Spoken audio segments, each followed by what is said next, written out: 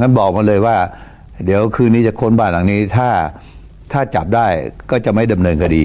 ใช่ไหมฮะแต่ถ้าจับไม่ได้ก็ดำเนินคดีใน5,000 บาทแล้วเราก็ไปขอหมายศาลนะตี 3ก็ไปเฝ้าเลยพอเช้าสว่างก็เข้าตรวจสอบเลยตึก3 ชั้นในเมืองบุรีรัมย์เนี่ยขึ้นไปชั้น3ก็เจอ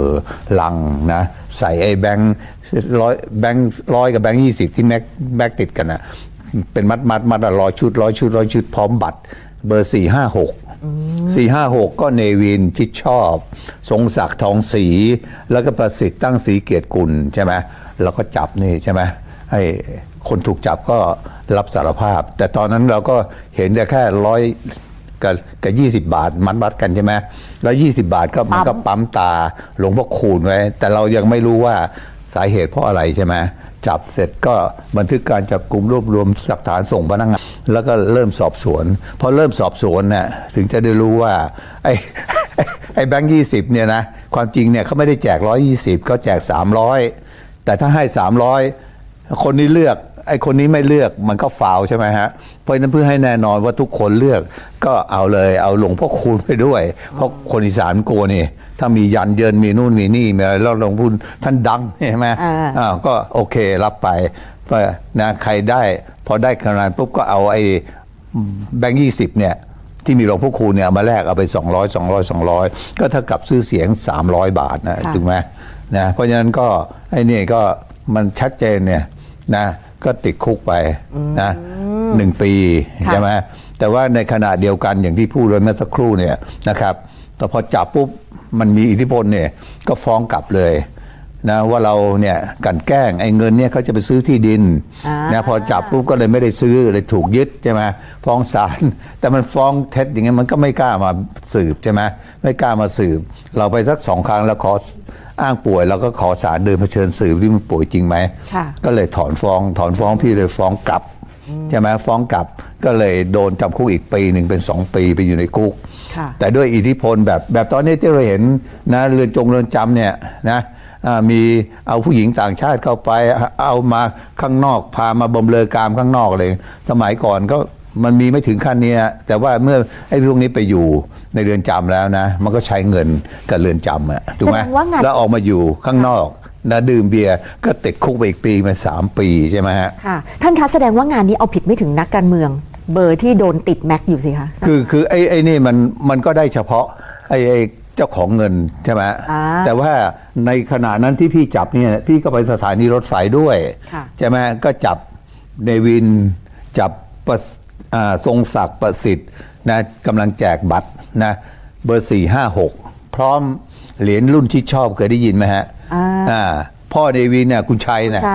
ไปปลูกเสกนะพี่ก็ไปสอบหลวงพ่อเลยนะตาชัยเนี่ยมาปลูกเสกงานเหรียญวันเกิดนี่นะ100,000 กว่าเหรียญ200,000 เหรียญนะอ้างว่าจะไปแจกชาวบ้านเนี่ยความจริงมาแจกซื้อเสียงนะพี่ก็จับดำเนินคดีใช่ไหมแล้วพี่ก็กลับทีนี้ดวงคนมันแล้วแต่นะในวินเขาเป็นไงมีหัวหน้าพรรคชื่อคุณบรรหารศิลปะหาชาตอนนั้นเป็นนายกรัฐมนตรีพอเรากลับมานะทางนู้นมันก็ช่วยกันนี่สั่งไม่ฟ้องเราก็ไม่รู้เรื่องหรอกใช่ไหมเพราะฉะนั้นในวินก็เลยรอดไปใช่ไหมเดี๋ยวนี้ก็เจอหน้าพี่ที่ภาคใต้สมัยก่อนนะแม่งก็สะบัดหน้านี่แต่จริงๆเดี๋ยวนี้เขาไม่แบบนี้แล้วใช่ไหมพี่ไทยเขาไม่จงครึ่มแบบนี้แล้วใช่ไหมคือเมื่อก่อนเนี่ยไปจับได้เนี่ยมันไม่ได้ใบแดงไงเมื่อก่อนมันไม่มีกกตไงแล้วก็เขาใช้ตำรวจใช่ไหมสมัย30 กว่าปีที่แล้วใช้ตำรวจเดี๋ยวนี้มีกกตที่ลือลั่นดังที่สุดก็ท่านเสรีนี่แหละอันนี้คือลือลั่นตั้งแต่30 กว่าปียังไม่มีใครลบสถิติแล้วก็เป็นที่มาฉายายีห้อย120นี่แหละที่พี่เทพไทยพูดบ่อยๆนะคะยีห้อย120เนี่ยแหละคือฉายามาจาก120ที่ท่านเสรีจับ120รถวิชาของคณะนี้เนี่ยนะของกระบวนการนี้เนี่ยนะมันมีมาตั้งแต่ปี35 36 37นู่นคือถ้าปัจจุบันนะในการเลือกตั้งใช้ตำรวจนะยังมีผลมากกว่านี้อีกนี่กกต.ไม่รู้เอาใครมาใช่ไหมมาเป็นประธานกกต.จังหวัดนะอะไรต่างๆเนี่ยพอมาถึงคุมเลือกตั้ง เป็นผู้หญิงอายุจะ60แล้วมั่งอะไรมั่งมันจะไปรู้ว่าตายจะไปทำอะไรจะไปสืบอะไรก็ปล่อยให้เขาทุจริตกันไปอย่างเงี้ยนะไม่ได้ผลหรอกชาวบ้านรู้ตำรวจไม่รู้ก็ เอาอย่างนี้ป่ะเลือกตั้งคราวที่ผ่านมาเนี่ยนะเลือกตั้งนายกอบจเขาลือกันตั้งยาวรวนว่าซื้อเสียงกันคนละ200 300อะไรเงี้ยนะแล้วก็ผมก็ถามนักข่าวมาไปถามว่าไม่ทราบว่าท่านกกตทราบไหมว่าเนี่ยเสียงที่เขาซื้อเสียงกันเนี่ยกกตได้ยินเหมือนกันครับแต่ว่าไม่มีใครมาแจ้งคือนั่งไงเขามาแจ้งเนี่ยใครจะมาแจ้งมันเป็นอย่างนี้นะเพราะฉะนั้นถ้าปล่อยให้ระบบนี้ให้กกตคุมอย่างนี้ต่อไปโดยไม่ใช่ตำรวจนะไม่มีทางเลยนะครับครั้งนี้มันจะเยอะกว่าครั้งมันจะเยอะกว่าเพราะอะไรเพราะว่า2 ครั้งที่ผ่านมากกตไม่เคยให้ใบแดงคนซื้อเสียงเลยแม้แต่ใบเดียวพอเลือกตั้งเสร็จปล่อยผีเลือกตั้งเสร็จอนุมัติรับรองหมดแล้วบอกว่าเดี๋ยวจะสอยภายใน1 ปีพอครบ1 ปีสอยไม่ได้สักคนหนึ่งไอ้สอยได้เนี่ยไอ้เขต8นครศรีธรรมราชจัดเลี้ยงไอ้สอยได้ที่บึงกาฬน่ะไปเป็นสปอนเซอร์เอารถแห่ไปวัดแต่ว่าไอ้ซื้อเสียงที่จดเป็นบัญชีหางว่าวเหมือนกับซื้อหวยใต้ดินเนี่ยไม่ได้สักคนหนึ่งอันนี้ไอ้พวกนักการเมืองมันย่ามใจไงซื้อแล้วกูได้อยู่1 ปีแน่นอนใช่ไหมเผลอๆอยู่1 ปีแล้วกูวิ่งเต้นหลุดอีกพ้นอีกใช่ไหมล่ะเผลอๆกกตปล่อยผีอีกก็สุดท้ายมันก็ซื้อกันเนี่ยมันย่ามใจกับ2 เงินที่ได้มาเนี่ยมันก็เป็นเงินที่เงินสีเทาไงเงินมาได้มาง่ายๆไงไม่เป็นไรถ้าหากว่าซื้อได้ข้าวเป้ากูได้เป็นสสไม่ข้าวเป้ากูก็กลับไปทำเว็บออนไลน์พนันออนไลน์ได้คืนมาอีกเดือนต่อเดือนมันก็เลยเป็นแบบนี้ไงมันทำให้พวกวัยรุ่นสร้างตัวแก๊ง88เต็มในพื้นที่ไงแล้วจะทำยังไงอ่ะพี่การเลือกตั้งครั้งนี้มันก็ต้องปล่อยให้เป็นแบบนี้หรอก่อนหนึ่งก็ปราบก่อนผมก็บอกอนุทินไงเอาแก๊งสแกมเมอร์ก่อนเลยปราบก่อนอันนี้เงินเทาต้นตอเงินเทานะเพราะเงินเทาเนี่ยมันเข้ามาไงคุณต้องปราบก่อนใช่ไหม2กกตมันต้องทำงานในเชิงรุกไม่ใช่นั่งไงก็มาแจ้งคุณก็ทำงานแบบตำรวจบ้างคุณก็ไปหาสายลับไปล่อซื้อบ้างดิเยอะแยะพี่จะขออนุญาตแทรกนิดนึงเอาเลยตอนนั้นเลือกตั้งซ่อมที่ลำปางใช่ไหมพี่แข่งกับพลังประชารัฐใช่ไหมนอกจากพี่จะลงเลือกตั้งแล้วพี่ก็หาข่าวด้วยว่าอีกฝ่ายซื้อเสียงหรือเปล่าก็จับแล้วก็ดำเนินคดีจนติดคุกนะจนติดคุกทีนี้พี่เป็นประธานปปชของสภาผู้แทนราษฎรด้วยเรียกเจ้าหน้าที่ของกกตเนี่ยมาชี้แจงว่าทำไมผมจับได้แล้วคุณทำไมจับที่อื่นอะไรต่างๆไม่ได้ทั้งทีนะก็ส่งไอ้เจ้าหน้าที่เขาเรียกผู้ตรวจการนะของภาคเพิกของกกตเข้ามาชี้แจงมันบอกว่าท่านเห็นแต่ผมไม่เห็นดูดิดูมันตอบพี่อย่างงี้แล้วพี่ตบได้พี่ตบจริงๆนะมันบอกที่พี่จับได้ก็ท่านเห็นแต่ผมไม่เห็นดูดิแล้วท่านตอบกกตไปว่าไงคะนะท่านตอบก็บอกไอ้แหวงเดี๋ยวกูจะดำเนินคดีมึงน่ะละแหวงก็งงแงอยู่งั้นเนี่ยยังเป็นอย่างเงี้ยนะนี่จริงๆไม่ควรจะมาเป็นสสเป็นประธานกกตเลยผมว่าเนี่ยต้องเอาเป็นถ้าผมเป็นผมนะเป็นประธานกกตไงไม่มีใครแต่งตั้งให้ท่านเสรีพิสุทธิ์เป็นประธานกกตนะพี่กลัวนักการเมืองไม่กล้าแต่งตั้งคือกกตเนี่ยมันคือมันเนี่ยมันลอยถ้วยแบบนี้แหละคนมันเลยไม่กลัวไงที่จะเป็นทั้งประธานกกตก็ได้ประธานปปชก็ได้นะแต่ว่าอายุมันเกินแล้วแต่เห็นด้วยนะท่านเสรีพิสุทธิ์ควรจะไปเป็นประธานกกตนะคะคือมันอย่างคือกกตรุ่นแรกนะอันนี้ที่ผมจำความได้นะรุ่นท่านสวัสดิ์โชติพานิชรุ่นนั้นนะให้70 ใบนะใบเหลืองใบแดงให้70พอช่วงหลังไม่ง่ายเลยให้ก็ได้นะประเภทใส่ทำบุญถวายพระใส่ซองทำบุญถวายพระไอ้นี่นี่คุณอย่าไปจับมันได้ไม่ใช่เป็นมะเร็งร้ายอะไรแต่ว่าซื้อเสียงเป็นรายหัวบ้านนี้7 เสียง 7,000เอาไปไอ้แบบอย่างนี้แหละเนี่ยมะเร็งร้ายเขาไปทำบุญใส่ซองงานศพอะไรนะอันนี้คนปล่อยที่น้ำท่วมเนี่ยเขาเตือนกันอยู่นะเพราะว่าเขาเลี้ยงขนมจีนอย่างเงี้ยกินนั่งร้านน้ำชากินกาแฟน้ำชาโอเคลูกก็กี่แก้ว3 แก้ว4 แก้วเอา10 บาทใช่ไหมอันนี้เนี่ยผมไม่ได้ว่านะก็ถือเป็นมารยาทแต่ว่าไอ้ที่จดชื่อบัญชีหางว่าวที่ว่าเนี่ยแล้วมันไม่กลัวขนาดขับมอเตอร์ไซค์อย่างนี้นะ4 แยกแล้วมันส่งสัญญาณเฮ้ยบ้านนู้นไปจดชื่อมายังอันนี้จดแล้วคือมันเปิดเผยมันท้าทายมากแต่ถ้าเกิดเราบอกว่ากกตทำไมไม่ให้ตำรวจทำแต่คำถามก็คือตำรวจยุคนี้คนก็ไม่เชื่อใจนะคะท่านเสรีพิสุทธิ์ขนาดตำรวจเนี่ยยังมีข่าวโน้นข่าวนี่เรื่องการจ่ายเงินจ่ายสวยซื้อขายตำแหน่งออกมาอยู่นั่นแหละคือจ จะเชื่อใจไม่เชื่อใจอย่างเงี้ยแต่เวลาการเลือกตั้งทีมันเลือกทั้งประเทศไม่ไอ้นี่เชื่อใจไม่ได้แต่ไอ้นู่นก็เชื่อใจได้นี่ใช่ไหมเพราะฉะนั้นมันจะไม่ชั่วไป100%หรอกอย่างสมมติมันไม่ดีอาจจะ5% 10%เนี่ยถ้าตำรวจมาดูแลนะมันจะดีกว่านี้เยอะแยะสวัสดีครับท่านผู้ฟังที่เคารพการแบ่งปันความคิดดีๆวันนี้ผมกาเศรษฐ์เพชรสำริดวิทยากรนำเรื่องราวต่างๆที่เป็นสาระเป็นธรรมะนะครับแบ่งปันให้ท่านผู้มีปัญญาบารมีได้คิดได้พิจารณากันอยู่เสมอคำสอนที่มีอยู่นะครับผมเกษตรเพชรสำริดก็นำเรื่องราวตามคำสอนหลักฐานต่างๆที่มีอยู่ว่าอาการิโกการไม่จำกัดการก็คือธรรมชาตินั้นมีการเปลี่ยนแปลงอยู่เสมอนะครับไม่มีอะไรเที่ยงแท้แน่นอนคำว่าอาการิโก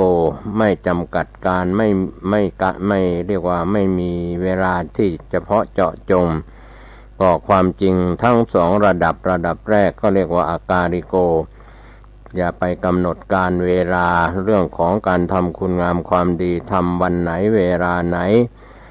ก็เป็นโชคดีโชคเดือนโชควันได้ตลอดการทำความดีสุนัขขัดตังสุมังคารังสุปาพาตังสุหุติตังดังนั้นการที่ยอมรับนับถือพระพุทธศาสนาแล้วก็อย่าไปถือฤกษ์ถือยามอย่าไปถือเลิกยามมงคลนะครับหรือว่าเป็นมงคลตื่นข่าวที่มีอยู่ดังนั้นตามที่พระคุณเจ้าได้กล่าวบทชยันโตว่าสุนัขขัดตังสุมังคารังสุปาพาตังสุหุติตังทุกอย่างเป็นเลิกดียามดีเมื่อทำความดีวันเวลาใดก็เป็นยามดีเลิกดี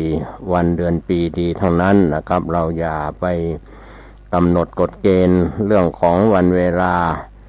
ที่เกี่ยวข้องกับสุริยคติพระอาทิตย์จันทรคติเกี่ยวกับพระจันทร์ก็ทั้งสองอย่างไม่ว่าจะเป็นสุริยะหรือจันทรคติก็เรียกว่าไม่ประกอบด้วยการเวลาทำความดีเวลาใดก็เป็นเวลาแห่งความดีเวลานั้นในทางตรงกันข้ามทำความชั่วเวลาใดก็เป็นความเสื่อมความหายนะเรียกว่าเป็นไม่เป็นมิ่งมงคลเป็นอัปมงเรียกว่าเป็นสิ่งที่เป็นอัปมงคลไม่ใช่มงคลวันเวลาเดือนปีดังนั้นที่เราอย่าไปถือฤกษ์ถือยามกันมากมายส่วนระดับที่สองนั้นก็ไม่เคยธรรมชาติก็ไม่เคยประกาศออกมาว่าเรื่องของดินน้ำลมไฟอากาศฟ้าดินนะครับไม่ว่าจะในประเทศไทยในลาวในเขมรในนานาชาติ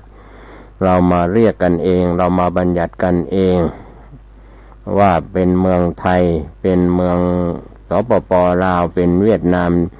จีนพม่าเมียนมาหรือในโซนเอเชียยุโรปอเมริกาก็แล้วแต่100 กว่าประเทศก็เป็นเรื่องที่มาพูดถึงมาสมมุติกันว่าชื่อประเทศนั้นความจริงก็ไม่ใช่นะครับเปลี่ยนแปลงได้ตลอดอย่างพม่าเปลี่ยนเป็นเมียนมาอะไรอย่างนี้เป็นต้นก็แล้วแต่จะเรียกกันนะครับรู้ความหมายก็คือแผ่นดินของพม่าหรือขวานทองของไทยเหนือจดใต้ตะวันตกตะวันออกภาคกลางเหนือใต้ตกออกก็แล้วแต่นี่คือขวานทองเป็นแผนที่ของประเทศไทยสมมุติว่าเป็นประเทศไทยความจริงสิ่งทั้งหลายเหล่านี้ก็เป็นเรื่องสมมุติกันขึ้นก็ดูหลายท่านที่เคยเข้าไป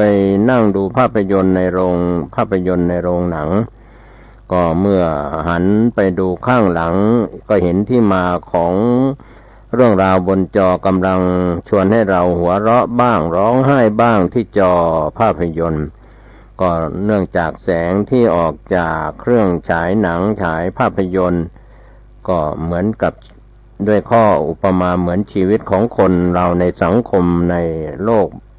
ปัจจุบันไม่ว่าจะเป็นประเทศไทยหรือต่างประเทศชีวิตของคนในสังคม ก็ชวนให้หัวเราะบ้างชวนให้น่าสงสารร้องไห้กันทุกวันก็มี เราก็สามารถ หันไปดูแสง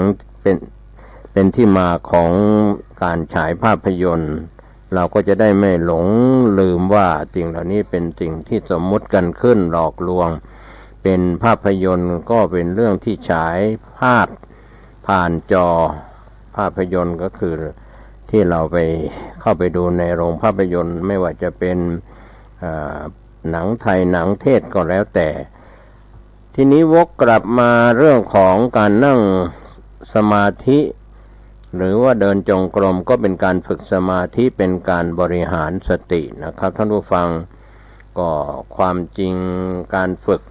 การยืนการเดินการนั่งการนอนการคู่เหยียดเคลื่อนไหวก้มหน้ากระพริบตาอ้าปากเหลียวซ้ายแลขวานะครับถ่ายอุจจาระถ่ายปัสสาวะต้องมีสติควบคุมที่เป็นอิริยาบถใหญ่แล้วก็อิริยาบถย่อยนะครับพโยคีที่เคยปฏิบัติก็จะเข้าใจ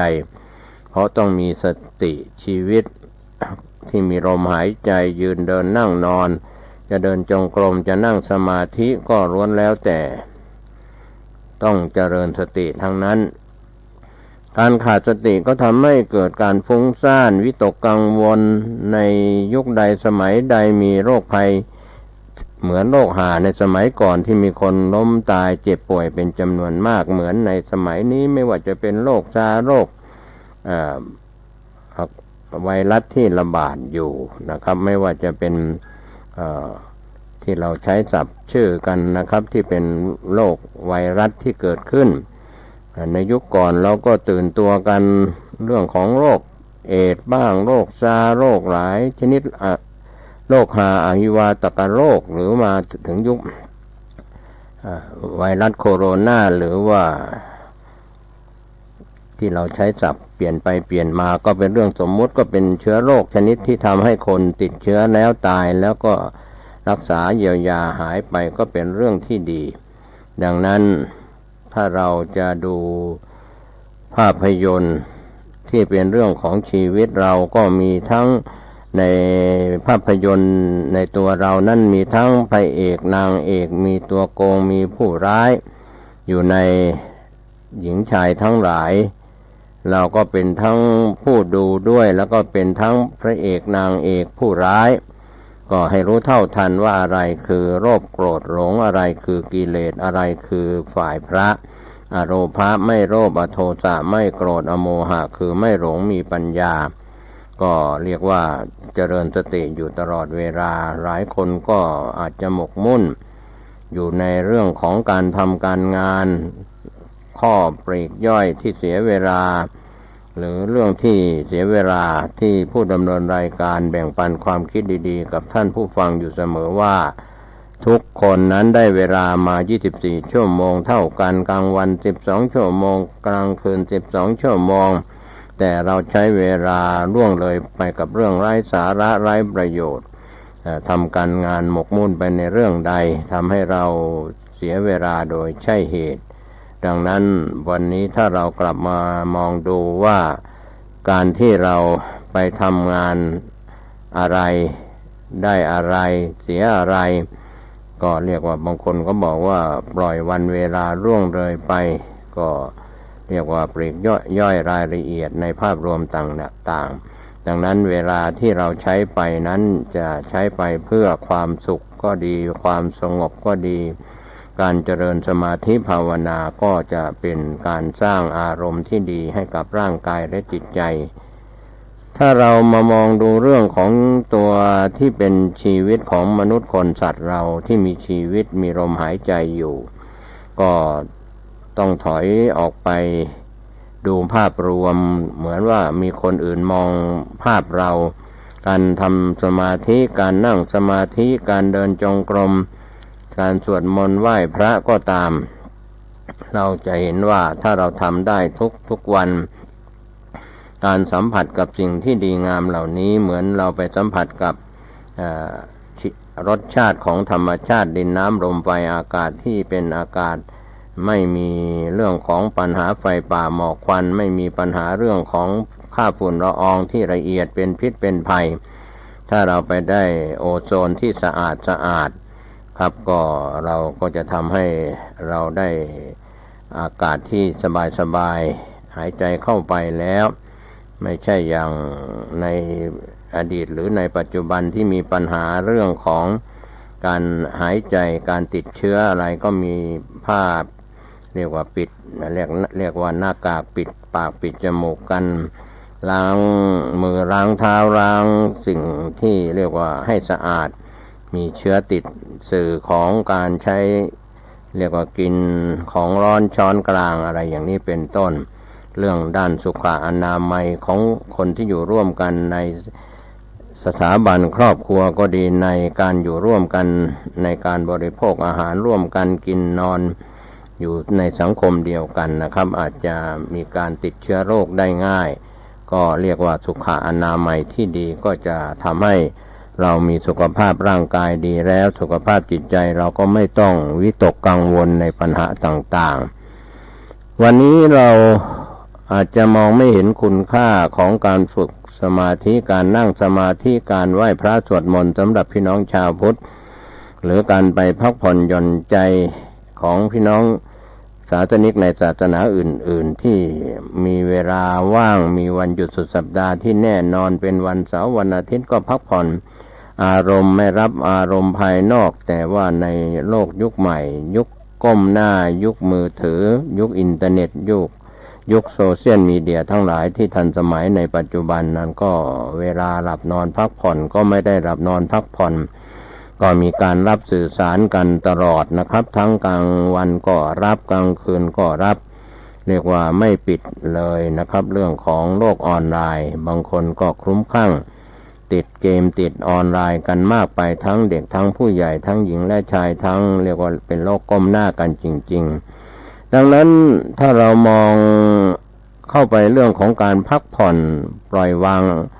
เรื่องราวต่างๆที่เราทำการงานภารกิจภายนอกก็หันมาทำภารกิจภายในฝึกสมาธิก็ชีวิตประจำวันของทุกคนนั้นก็หวังเรียกว่าความสุขความเจริญในหน้าที่การงานในสถาบันครอบครัวในหน่วยงานต่างๆถ้าพี่น้องชาวพุทธที่เป็นผู้ฝักใฝ่ในการปฏิบัติธรรมในการเจริญภาวนาวิปัสสนากรรมฐานก็มีจุดสูงสุดไปบรรลุมรรคผลนิพพานพ้นทุกข์ในระดับสูงขึ้นไปในระดับปัญญาชนที่เรียกว่าวิปัสสนาญาณก็เป็นปัญญาระดับวิปัสสนาก็จิตใจก็จะสงบห่างไกลจากนิวรณ์เครื่องกั้นนะครับจิตใจก็พ้นจากนิวรณ์จิตใจก็ได้รับการฝึกอบรมมาดีทางสมาธิภาวนาวันนี้เราจะพ้นทุกข์หรือไม่จะพ้นทุกข์ในระดับไหนหรือไม่อย่างไรเราสนใจเรื่องของการฝึกพระกรรมฐานเดินจงกรมนั่งสมาธิบางคนก็ถามว่าเอาแต่เจริญสติเอาเจริญสมาธิในชีวิตประจำวันแล้วสติมีอยู่แล้วทุกอิริยาบถยืนเดินนั่งนอนอิริยาบถย่อยก็ตามสติเราถ้ากำหนดได้ก็จะมีสมาธิก็เรียกว่าสมาธิที่เรียกว่าคณิกะสมาธิชั่วขณะสติของเราก็จะรู้เท่าทันเล่ห์เหลี่ยมของเครื่องเศร้าหมองใจที่เรียกว่ากิเลสจิตใจที่ไม่เข้มแข็งนะครับท่านผู้ฟังก็จะปฏิเสธการเรียกว่าอ่อนแอนะครับทำให้โลภะโทสะความโลภความโกรธเกิดขึ้นได้ง่ายก็ไม่มีอะไรที่จะเป็นผู้มีบุญเป็นผู้มีบารมีเพราะทานศีลภาวนาหรือบารมี10 ทัศน์10 ประการผู้มีบารมีจากอดีตชาติอดีตการแต่ปางก่อนบางท่านทำสมาธิแล้วก็อาจจะมีเรื่องของอภิญญาเกิดขึ้นตาทิพย์หูทิพย์อะไรต่างๆที่เป็นอภิญญาเหล่านั้นก็เป็นผลพลอยได้จากการฝึกจิตใจในส่วนของการเจริญสมาธิชั้นสูงภาวนาชั้นสูงก็สิ่งอัศจรรย์ที่ปรากฏขึ้นกับผู้ปฏิบัติธรรมก็จะรู้จะเข้าใจเองนะครับว่าเรานั่งสมาธิมีความสุขมีความสงบอย่างไรเราเดินจงกรมมีสติทัน9191เรามีความรู้สึกอย่างไรเรียกว่าฝึกอบรมดีแล้วกำลังและสมรรถภาพก็จะเหนือวิสัยสามัญของคนธรรมดาทั่วไป หลายท่านอาจจะไม่ได้คิด อาจจะไม่ได้นึกถ้าเราไปนึกถึงอักขสาวกซ้ายขวาในสมัยพุทธกาลพระสารีบุตรอักขสาวกเบื้องขวาพระโมคคัลลานะอักขสาวกเบื้องซ้ายนั้นเป็นเพื่อนสนิทกันมาตั้งแต่สมัยเป็นฆราวาสแล้วเมื่อคราวที่ได้บรรลุธรรมได้สำเร็จเป็นพระอรหันต์ด้วยกันหมดสิ้นจากอาสวะกิเลสแล้วยังได้เป็นอักขสาวกเบื้องขวาเบื้องซ้ายนะครับของพระพุทธเจ้าพระสารีบุตรก็ได้ฌานสมาบัติครบถ้วนรูปฌานอรูปฌานการเข้านิโรธสมาบัติก็ได้แต่ไม่มีฤทธิ์ทางปาฏิหาริย์เป็นผู้มีปัญญาเลิศพระสารีบุตรแต่ว่าพระโมคคัลลานะนั้นท่านก็เป็นสาวกยอดเยี่ยมที่มีฤทธิ์มีเดชเป็นอักขสาวกเบื้องซ้ายมีฤทธิ์มีเดชดังนั้นพระสารีบุตรเคยพลาดพลั้งบางครั้งวันหนึ่งไปเจอพระหนุ่มรูปหนึ่งเห็นว่าพระรูปนี้ท่าทางเก่งมีแววท่านจึงเมตตาแสดงธรรมที่เห็นว่าจะเป็นประโยชน์ต่อการทำความ